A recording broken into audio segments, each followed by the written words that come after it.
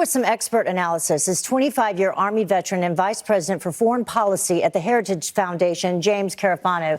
Thank you so much for joining us. We certainly appreciate it. Good to be with you. So 25 years, I know that you've been on Fox throughout the evening following this for us. What does this mean for the U.S. and for our allies? Well, look, Iran just pulled off what looks like the biggest fireworks display in the Middle East in some time. I mean, this attack almost seems intentionally not to have actually tried to do significant military damage. And I think the U.S. response to that is the Iranians are actually backing down. And so what's very likely is that the U.S. will continue on the strategy it has of putting the pressure on, defending American lives, American forces in the region, and just keep doing what it's doing.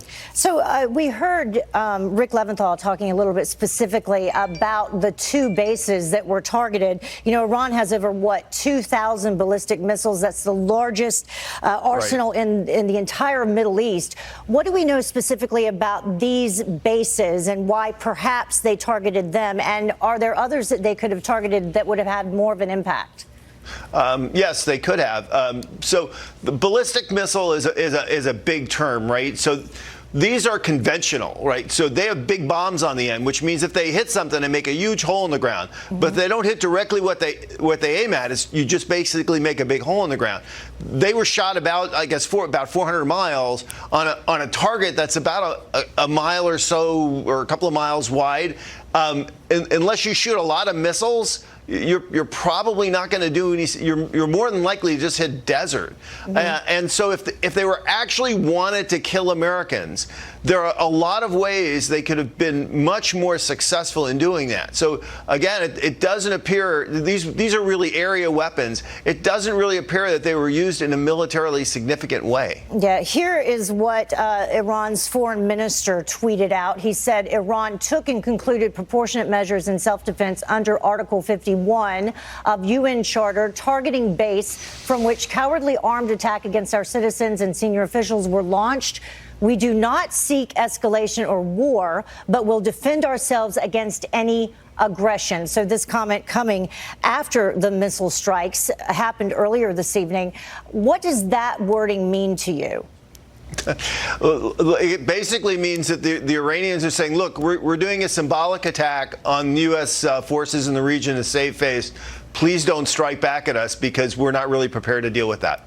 So what do you think the president will do when he addresses the nation tomorrow morning? What do you think the reaction will be from the United States?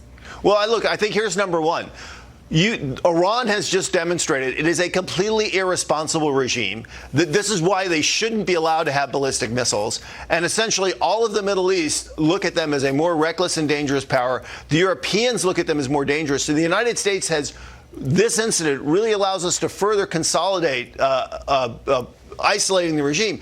We should take advantage of that. And since no U.S. lives were lost, I don't think there's a need for the United States to directly militarily retaliate. And so I think the U.S. should just double down on the strategy that it has, which is very clear the Iranians really don't have an effective response for that. And the Iranians probably anticipate using this as a huge propaganda force for themselves, which they've already begun to do because they're reporting U.S. casualties. Right. But as you have said, the U.S. saying that there have been no casualties. But they will fool no one. This is the emperor has no clothes. Everybody in the region will laugh at them behind their backs. The people in the country will laugh at them behind their backs. But the regime, having done this, will say, well, we've made face. And of course, who's going to go to the streets and really complain about that? The Iranians went to the streets. What happened is hundreds of them were killed and thousands of them were wounded. So this is just a game they're playing. Yeah, you mentioned their irresponsible behavior, and we can bring up a timeline of some of the events that led us to this point. Being the latest would be the rocket attack that killed the American on December 27th. But then even prior to that, we had the targeting of oil tankers in the Strait of Hormuz. We had the shooting down of the U.S. drone. So there have been lots of incidents. So, and this is really important. It's a really, really important point you just made, because the critics come after the president and say he's escalating conflict, he's looking for war. And the reality is in every one of these engagements, it's Iran who is the aggressor. They strike first, and the U.S. response has been responsible, proportional, and effective. So if anything, Trump's the person who's restraining power, and people are running around saying, we don't want war. Nobody wants war less than the president, and nobody by his actions has demonstrated he's trying to avoid war and to maintain stability in the region than the president of the United States. We have, 5,000 troops there now. We have troops that have been called up, including, a friend of mine, her young son, who just turned 19. This time last year, he was in high school. He found himself in Kuwait yesterday, and now he's headed to Iraq. What do you say to all those troops and their family members who are watching tonight, scared, wondering what is going to happen? Well, I think the number one thing, look, I was in the Army for 25 years. It's like, send me in harm's way. That's my job.